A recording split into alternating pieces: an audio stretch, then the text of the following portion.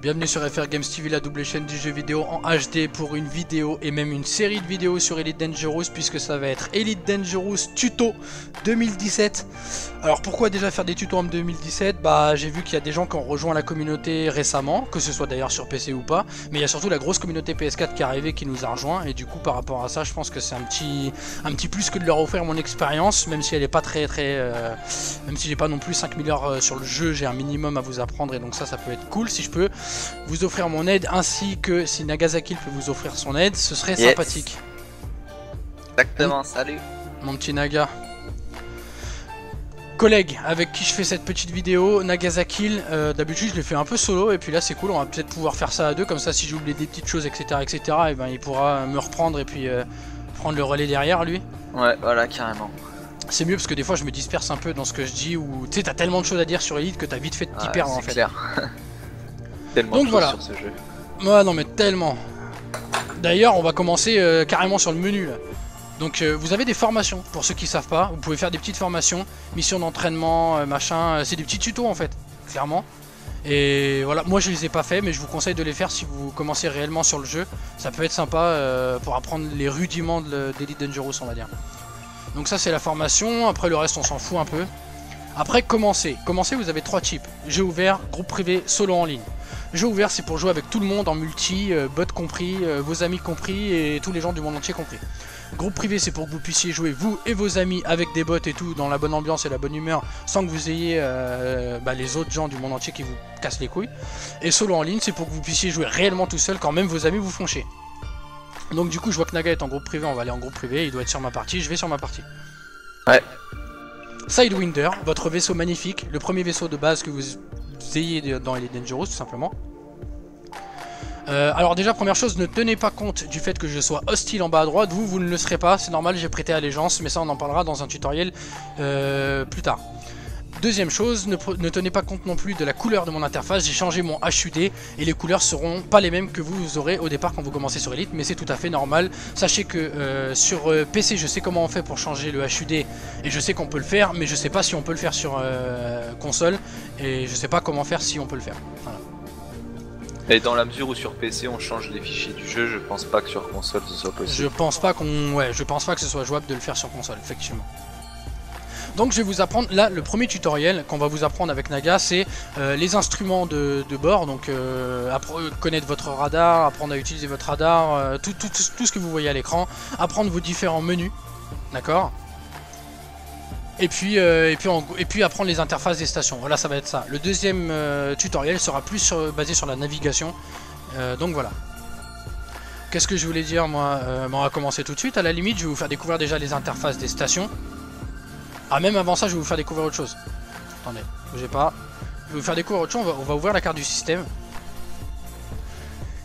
Voilà, donc déjà pour ceux qui savent pas, d'ailleurs de toute façon normalement vous connaissez rien si vous regardez ça, il y a deux types de stations. En fait il y en a vraiment plusieurs sortes quoi, par exemple, comment dire, il y a plusieurs sortes de stations, mais on va les différencier en deux types. Il y a les petites stations et les grandes stations. Les petites stations offrent certains avantages, notamment le marché noir que n'offrent pas les grosses stations. Mais les grosses stations offrent aussi beaucoup d'avantages, notamment le chantier naval, c'est-à-dire l'endroit où vous pouvez acheter vos vaisseaux, que n'offrent pas les petites stations. D'accord? Les petites stations, elles s'appellent, dans le jeu en anglais, elles s'appellent les outposts. Elles sont appelées en français les avant-postes. Et elles ont toujours cette icône. Quand vous ouvrez la carte de votre système, c'est toujours cette icône-là que vous trouverez. Les grosses stations, quant à elles, elles peuvent avoir plusieurs icônes. Elles peuvent avoir cette icône-là, elles peuvent avoir cette icône-là. Ça dépend après de la station, parce qu'elles n'ont pas exactement la même forme dans le réel. Enfin voilà, toujours est-il que vous avez plusieurs grosses stations avec des icônes différentes, mais par contre vous avez toujours la même icône pour les petites stations. Donc en fait, quand c'est pas une petite station, c'est forcément une grosse. Ce qui différencie beaucoup la grosse station des petites stations, c'est que les petites stations vous allez vous docker à l'extérieur, donc en fait c'est une petite station dans l'espace et vous allez vous docker directement dans l'espace, vous verrez l'espace tout simplement, alors que là si je remonte en surface, vous allez voir qu'en fait c'est une grosse station et que dans les grosses stations il vous faut rentrer à l'intérieur d'une station, c'est vraiment quelque chose qui est en interne, et là vous allez avoir un intérieur, comme vous allez voir là en fait, c'est un cylindre. Voilà, je vais vous faire voir ça comme ça. Vous voyez, là on est rentré par une porte en fait et on est à l'intérieur en fait et c'est fermé, voilà tout simplement. Et ça c'est vraiment la grosse différence entre les petites et les grosses stations. On n'est pas docké dans l'espace, voilà tout simplement. Ensuite, justement, ces stations-là, qu'est-ce qu'elles offrent et qu'est-ce qu'elles proposent comme fonctionnalité? On va commencer de gauche à droite, donc marché. Bah tout simplement c'est là où vous pouvez acheter des choses ou revendre des choses. Si vous êtes commerçant par exemple, vous pouvez acheter du poisson dans une station et la revendre dans une autre station à un meilleur prix. C'est le but quand vous êtes commerçant. Tableau des missions, bah, c'est là où vous prenez des missions. Savoir que il y a en gros des factions de base, on va dire des factions neutres. Donc comme celle-ci où il n'y a pas de logo, d'accord. Et il y a des factions comme Future of LHS 3447 avec un logo, d'accord. Quand vous êtes sur des factions avec des logos, vous allez augmenter votre rang au sein de la superpuissance en question. C'est-à-dire, je vais aller dans mon menu droit, vous allez voir qu'il existe des superpuissances. Il y a 3 superpuissances en tout, la Fédération, l'Empire et l'Alliance. Mais il n'y en a vraiment que 2 qui sont intéressantes puisque vous allez augmenter vos rangs chez elles. C'est donc la Fédération et l'Empire. Pourquoi, vous allez me dire, augmenter ses rangs au sein de la Fédération et au sein de l'Empire? Quand vous allez augmenter vos rangs chez eux, vous allez débloquer des vaisseaux spéciaux. Il existe 3 vaisseaux chez la Fédération et 3 vaisseaux chez l'Empire qui ne sont accessibles que si vous avez augmenté vos rangs de Fédération et d'Empire. Vous voyez que c'est pas encore le cas pour l'instant chez l'Alliance, peut-être que ça viendra plus tard mais on n'en sait rien. C'est juste à ça que ça sert d'augmenter ses rangs au sein de la Fédération et de l'Empire, c'est tout. Donc si vous voulez augmenter vos rangs au sein de l'Empire ou de la Fédération, vous sélectionnez des missions dans la faction qui a le logo justement qui vous intéresse, d'accord? Donc là par exemple, rapportez-nous 18 unités, si je le fais je sais que je vais augmenter un peu mon rang fédération, voilà.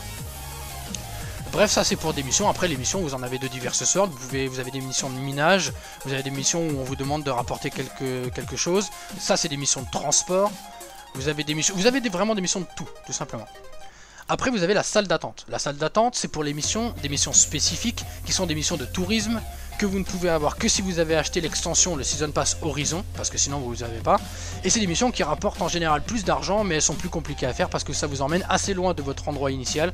Et du coup il faut avoir un minimum d'équipement, il faut partir assez loin, ça prend du temps etc. etc. Ça s'appelle le tourisme. Ensuite vous avez Contact.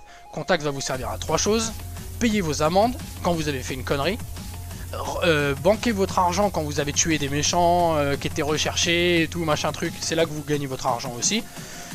Toucher vos récompenses de combat quand vous avez participé à la guerre, quand vous avez fait la guerre et tout ça pour quelqu'un, vous allez toucher vos récompenses de combat ici. Et puis après bah ça c'est pour l'allégeance encore une fois, mais on s'en fout pour l'instant, c'est pas intéressant.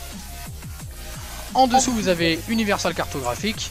Universal Cartographique c'est quand vous allez naviguer, quand vous allez voyager en fait de système en système, vous allez accumuler des données, vous allez découvrir des astres qui n'ont pas été découverts et toutes ces choses là en fait se monnaient en fait et à la fin vous gagnez de l'argent avec ça. Donc là je peux tout à fait vendre mes données cartographiques que j'ai accumulées au fur et à mesure de ma navigation. Voilà. Enfin, salle d'attente de l'équipage. C'est des gens que vous pouvez embaucher, c'est des PNJ que vous pouvez embaucher pour piloter des chasseurs, les chasseurs étant des petits vaisseaux que vous pouvez embarquer dans des très gros vaisseaux. Donc il y a des vaisseaux assez puissants pour que vous puissiez mettre des petits vaisseaux dedans, et ça c'est l'endroit où vous engagez les pilotes de ces petits vaisseaux là. Mais ça peut aussi être piloté par des amis, vous le verrez ça plus tard. Voilà, qu'est-ce qu'on va faire? On va peut-être sortir maintenant ou voir les menus d'abord, on va peut-être faire les menus d'abord. T'avais autre chose à rajouter Naga ou Non, non, t'as tout dit je pense. Je suis assez concis. Ah bah si, je suis con moi. Si, j'ai raté parce que en ouais. fait après, bah oui, j'ai fait toute la partie de gauche mais j'ai pas fait la partie de droite. Après vous avez le Holomi. Donc Holomi, c'est pour faire votre avatar tout simplement. Vous allez pouvoir faire combinaison masculin ou pas, lui mettre un casque ou pas, faire sa tête, ses cheveux, machin, mais il faut que vous enlevez le casque d'abord. Enfin voilà, vous avez compris, c'est pour faire votre bonhomme. Livrer, c'est pour mettre des skins, des choses que vous avez achetées, des éléments cosmétiques sur votre vaisseau. Après vous avez faire le plein, réparer et ravitailler. Alors déjà une chose, premièrement dans les petites stations, parfois vous ne pouvez pas réparer, parfois vous ne pouvez pas refaire le plein et parfois vous ne pouvez pas ravitailler. Il y a des fois il manque des choses comme ça dans les petites stations. Si vous voulez être sûr de pouvoir faire le plein, réparer et ravitailler, il faut que vous alliez absolument dans une grosse station, d'accord? Deuxièmement, le ravitaillement, il y a des choses qui ne se ravitaillent que manuellement. Exemple, quand vous êtes dans le minage et que vous faites du minage, vous avez besoin souvent de drones collecteurs, donc c'est des drones qui vont ramasser ce que vous avez miné et qui vous les rendent dans votre soute. Ces choses-là ne se ravitaillent pas si vous cliquez sur ravitailler tout. Il vous faut aller dans maintenance avancée, ravitaillement, Et là vous sélectionnez vos drones et vous les ravitaillez manuellement. Ils se remettent pas d'eux-mêmes en fait. Après donc vous avez l'équipement et le chantier naval. Le chantier naval c'est l'endroit où vous allez pouvoir acheter de nouveaux vaisseaux, d'accord. Je rappelle encore une fois que le chantier naval vous ne l'avez que dans les grosses stations, pas dans les petites. D'accord. Mais c'est aussi l'endroit où vous allez pouvoir stocker vos vaisseaux ou échanger un vaisseau avec un qui est déjà stocké dans une station. Vous allez même pouvoir faire transférer des vaisseaux d'un autre système, moyennant de l'argent et un temps d'attente. Voilà, tout simplement. Des vaisseaux que vous avez. Enfin, vous avez l'équipement. On va y aller rapidement. Qui va évidemment être l'endroit où vous allez pouvoir modifier tout votre vaisseau. Toutes les pièces de votre vaisseau, augmenter la portée de saut de votre vaisseau, augmenter sa vitesse, augmenter la capacité de cargaison que vous pouvez emporter, etc. etc. Donc, point d'emport, c'est les armes. Utilitaire, c'est en gros comment on va dire, un complément des armes. Internes primordiaux, bah ça va vraiment être, comme ils le disent, des internes primordiaux, les générateurs, les propulseurs, etc. etc. Interne optionnel, c'est tout ce que vous allez pouvoir mettre en plus, du genre plus de soute, plus d'essence, plus de carburant, plus de réservoir, etc. etc. Après vous allez avoir livré, donc encore une fois c'est pour les éléments cosmétiques, et les modules que vous avez entreposés, bah, c'est ce que vous avez entreposé dans la station et que vous allez pouvoir reprendre sans débourser d'argent puisque c'est à vous. Donc déjà on va aller dans les armes. Première chose à vous faire découvrir au niveau des armes, on va aller dans canon par exemple. Je vais aller en haut dans les fils, vous avez qu'il y a 3 icônes spécifiques. La première icône, c'est ce qu'on appelle des armes en fixe. La deuxième icône, c'est ce qu'on appelle des armes en gimbal. Et la troisième icône, c'est ce qu'on appelle des armes tourelles. Les armes en fixe sont des armes où il va vous falloir tirer précisément. C'est-à-dire qu'en fait, ça tire pile poil au centre de votre écran. Si vous tirez 1 mm à côté, vous ratez, ça touche pas. Les armes gimbal sont des armes à suivi de signature. Donc tant que votre ennemi, en gros, est dans votre champ de vision, votre vaisseau va tirer un peu en avance sur votre cible pour que de toute manière vous touchiez. Donc même en gros si vous tirez pas exactement sur votre cible, ça touche dessus. Et enfin les tourelles sont des armes déjà qui peuvent tirer à 360 degrés, donc qui peuvent tirer même derrière vous, c'est à dire que quand votre cible est passée par exemple hors de votre champ de vision, les tourelles continuent de lui tirer dessus. Et surtout, dès que vous avez tiré une seule fois, dès que vous avez cliqué une fois pour engager votre cible, après vous n'avez plus besoin de vous en occuper, elle tire non-stop sur votre cible jusqu'à ce qu'elle soit morte. Voilà, tout simplement. Et enfin les tourelles, l'avantage qu'elles ont aussi, c'est que quand vous êtes en multi-crew, c'est-à-dire que des amis à vous viennent dans votre vaisseau pour jouer avec vous et prendre le contrôle de vos armes, ils pourront prendre le contrôle que de vos armes en tourelle. Voilà, tout simplement. Clairement, les armes fixes pour débuter, c'est chaud. Les armes fixes pour débuter, vous oubliez. Les armes fixes, c'est pour les mecs expérimentés. Même moi, je joue pas en fixe. Même moi, je les utilise pas alors que j'ai 70 heures de jeu. J'avoue, moi j'ai une centaine d'heures de jeu déjà, et j'utilise pas non plus de fixe. De temps en temps pour me taper une petite barre ou quoi, mais concrètement, si le mec en face il se promène et que c'est un vrai joueur et qu'il se promène pas mal, les fixes elles vous serviront à rien. Trop compliqué. Ensuite, vous avez 3 types de dégâts sur les armes: thermique, cinétique, explosif. Ça, c'est des choses à savoir. Le cinétique, c'est pour attaquer la coque des vaisseaux. Le thermique, c'est pour attaquer les shields. Et les explosifs, c'est un peu un mélange des deux. Sachant que le thermique sera fait par tout ce qui va être armes à laser, rayons laser, laser impulsion, laser à rafale, canon électrique, etc., etc. Tout ce qui est cinétique, ça va être multicanon, canon, etc., etc.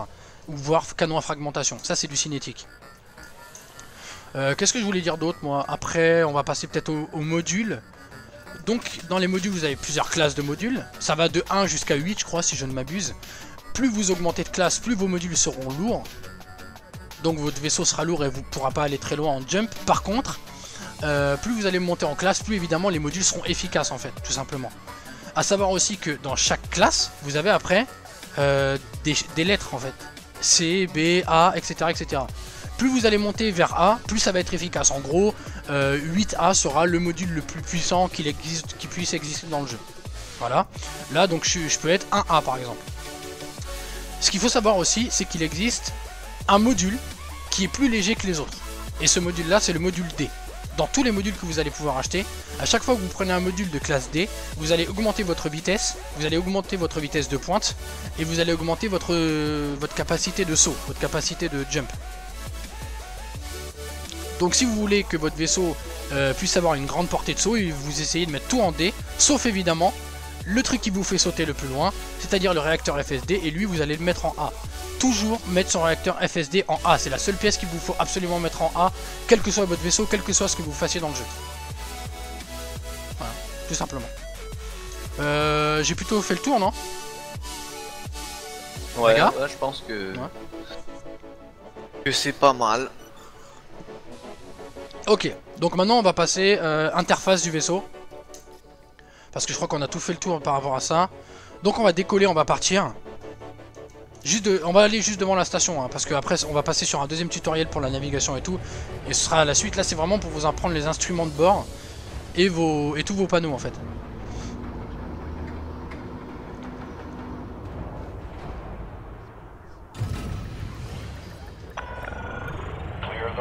Tu veux présenter les instruments de bord ou pas? Non, non, je te laisse t'en occuper, tu feras ça bien mieux que moi à mon avis. Oh, on s'en fiche, après j'aurais pu te rectifier derrière sinon. Hein. Bah, ce que t'appelles l'instrument de bord, c'est tout ce qu'il y a sur ton HUD. Bah ton HUD, ouais, mais en dehors des menus que tu ouvres en fait, Ouais, c'est ça. voilà, Ce que ton tu HUD, vois, ton quand tu radar, ouais, tout ce que tu vois. D'accord. Ouais, bah en partant de la gauche, on a l'espèce de petite boussole à gauche du gros rond central. What? Tu vois pas de quoi je parle. Non? Tu parles de la sphère orange là? Voilà. Bah déjà là c'est étonnant, je l'ai même pas. C'est vrai que c'est bizarre. Faut que je la lock, faut que je lock un truc peut-être. Ah voilà, faut locker un truc pour l'avoir. Voilà. Donc alors vas-y de gauche à droite, vas-y donc. Au niveau de cette petite sphère orange, il y a un point, une espèce de point blanc bleuté. Ça indique la position de ce que vous avez verrouillé. Hors vaisseau. Hors vaisseau. Donc ça peut être une station, un site d'extraction, n'importe quoi. Sachant que quand la petite sphère blanche est creuse, quand il n'y a rien dedans, c'est que ça se trouve derrière vous. Et quand elle est pleine, ça se trouve donc devant vous. Et le but c'est de la mettre au centre de la petite croix, cette sphère, une fois qu'elle est pleine, pour être bien alignée avec la destination verrouillée. Effectivement là je suis bien aligné, je suis centré et la bille est pleine donc c'est devant moi. Voilà. Voilà. Donc ensuite on a le radar. Avec sur la gauche la température du vaisseau, donc faut pas qu'elle excède, je sais plus si c'est 100 ou 150 degrés, que ça devient critique. Ah mais après ça devient critique, mais en fait tu prends des dégâts encore plus loin que ça, mais enfin en gros éviter qu'il chauffe quoi tout simplement quoi. Parce qu'il y a plusieurs stades en fait et du coup tu perds de la vie au bout d'un certain temps. En gros tu peux chauffer sans perdre de vie au début. Hein. Oui, oui. Donc ensuite il y a l'utilisation du radar, je pense que je vais te laisser expliquer ça parce que c'est assez compliqué quand même je trouve. Ouais d'accord. Ok. Vas-y. Alors sur votre radar déjà vous avez là on voit des rectangles et on voit des triangles. Les rectangles sont tout simplement des gens qui n'ont pas sorti leurs armes et les triangles sont des gens qui ont leurs armes de sortie. Alors des fois leurs armes ça peut être un simple détecteur de découverte ou un simple truc à la con, mais tant que ça fait partie des armes, directement le mec va passer en triangle s'il les sort. Déjà. Ensuite, quand les triangles sont pleins, donc là ils sont tous pleins, enfin les triangles, les rectangles, quand tout est plein, c'est des cibles de... c'est des bots en fait, c'est des IA. Quand votre rectangle ou votre triangle va être creux, là vous savez que c'est un vrai joueur, tout simplement. Donc là d'ailleurs Naga est pas à côté de moi, mais s'il était à côté de moi on verrait qu'il serait un rectangle creux par exemple. Voilà, ensuite on va locker quelqu'un, on va prendre une cible, n'importe laquelle. Fédéral Dropship, voilà, on va le locker.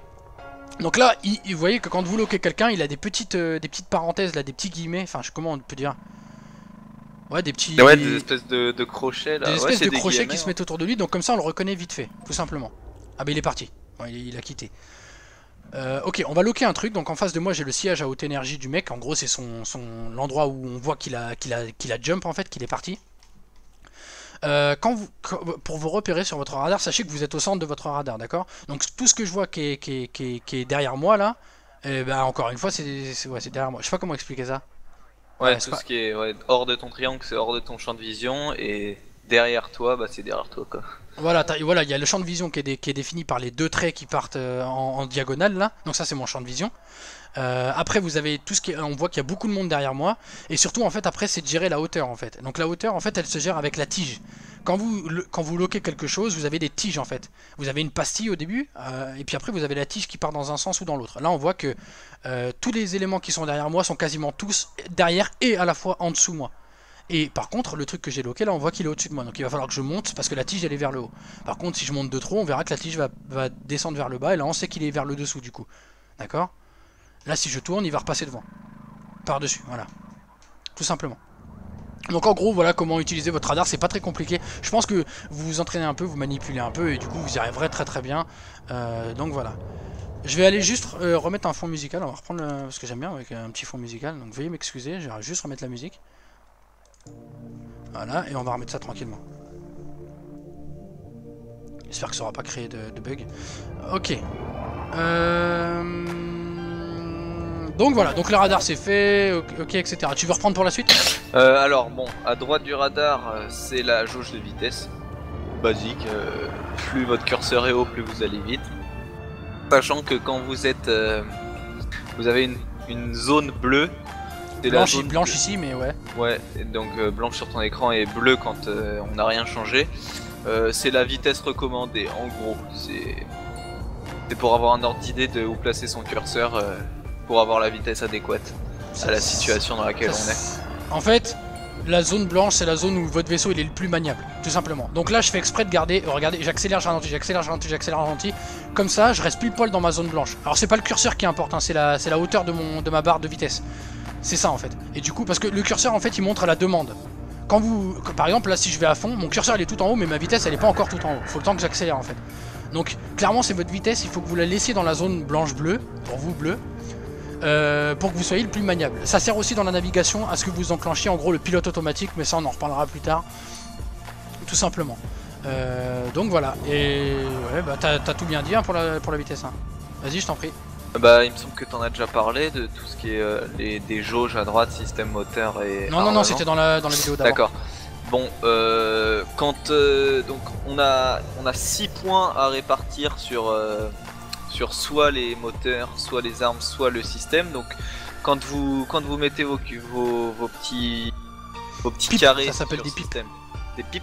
Ouais, ça s'appelle des pipes. PIP. Et ben quand vous mettez vos PIP sur système, ça va vous faire régénérer votre bouclier. Donc plus vous avez de pipes sur système, plus votre bouclier régénérera vite. Et plus il est solide aussi. En gros, si vous mettez tout sur système, votre shield il encaissera mieux les coups que s'il n'y en avait pas. Ensuite, on a moteur. Donc là, ça va vous permettre d'aller. Plus vous mettez des pipes sur le moteur, plus vous pourrez aller vite et plus votre boost se rechargera vite. Exactement. Et pour les armements, c'est pareil. Plus vos armes seront puissantes et plus elles se rechargeront plus vite. Puissante, en fait c'est pas vraiment puissante, mais c'est dire que t'as plus de capacité. Ouais. Ça veut dire que t'as plus de capacité arme en fait, donc tu peux arroser plus, tout simplement. Donc au final oui, par défaut c'est plus puissant parce que t'arroses plus, mais voilà. Mais après ouais, t'as bien dit quoi. Et après défaut, quand tu remets par défaut, c'est 2 points sur système ou sur moteur, sur arme, et c'est un équilibre quoi. Par contre entre les deux, t'as oublié mon vaisseau avec mes shields et ma coque quand même. Ah oui, c'est vrai. Exact. Vous avez une représentation de votre vaisseau sous forme d'hologramme. Donc les espèces d'anneaux bleus autour, ça représente votre shield. Donc quand vous avez les 3 anneaux bleus, enfin c'est bleu quand vous avez un certain type de shield. Après la couleur change en fonction du type de shield qu'on a, il me semble. Attends, ouais mais ça c'est les shields quand tu les vois visuels, ça, dans ton vaisseau ça changera pas de couleur. D'accord. Et donc quand vous avez vos 3 barres de shield, c'est que votre shield est entier. Et quand elles sont quand vous avez vos 3 barres, et surtout qu'elles sont au maximum de leur luminosité. Ouais, effectivement, ouais.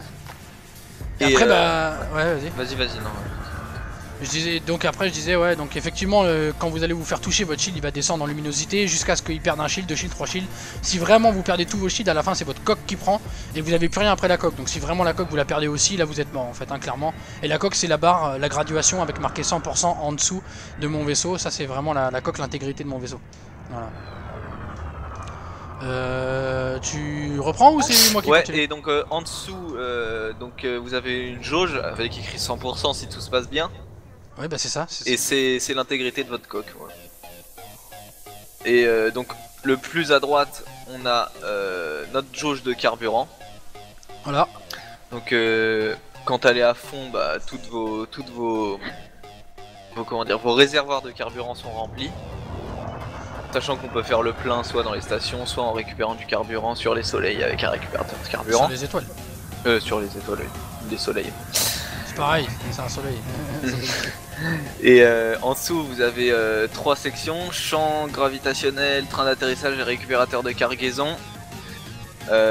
Donc il y aura une pastille bleue qui s'affiche quand vous êtes soumis à l'un des trois choses. Donc quand vous êtes proche d'une station ou proche d'un champ d'astéroïdes, bah, Ouais, tout objet de masse en gros. c'est ça. La pastille bleue elle va s'allumer et ça va vous empêcher de faire un saut ou d'entrer en hyper navigation. Ah, c'est ça. Train d'atterrissage pareil, c'est bleu quand il est sorti, c'est pas bleu quand il est rentré. Et s'il est sorti, vous pouvez ni hyper navigationner. Ouh, j'invente des mots. Hyper navigationner. Ni rentrer en hyper navigation, ni faire un saut en hyperespace. Et le récupérateur de carburant, même sanction. Voilà, effectivement, vous pourrez pas sauter ce qu'on appelle jump, hein. Je parle souvent de jump, mais ouais. C'est soit le saut hyperespace, soit le saut qui vous amène à l'hypercruise. Et dans tous les cas, c'est un jump, voilà, tout simplement. Et effectivement, si vous avez le récupérateur de carburant, ou le train d'atterrissage, ou que vous êtes soumis à la gravitation, ou même que vous avez vos armes de sortie, dans ces 4 cas-là, vous ne pourrez pas effectuer votre jump tant que vous aurez ça encore, tout simplement. Voilà, bah t'as bien dit. Après, il y a juste une petite onde. On voit une petite onde juste en dessous de Hostile et juste au-dessus de mon carburant. On voit une petite onde en fait qui bouge. Alors c'est pas une onde sonore, mais c'est une onde. C'est l'onde qui me rend détectable. En fait, c'est à cause de ça que je suis détectable et que mon vaisseau émet une signature. Et ça dépend en fait de la chaleur qu'émet mon vaisseau en fait. Donc plus votre vaisseau il va émettre de chaleur, plus vous allez être visible en fait, tout simplement. Donc après il existe un mode furtif où vous allez carrément couper vos shields et tout et vraiment vous mettre avec le minimum de signature thermique, et comme ça vous n'êtes pas locable, vous n'êtes pas repérable par les radars, on peut vous voir qu'à l'œil nu en fait. Et c'est très compliqué parce que les instruments ne vous détectent pas, tout simplement.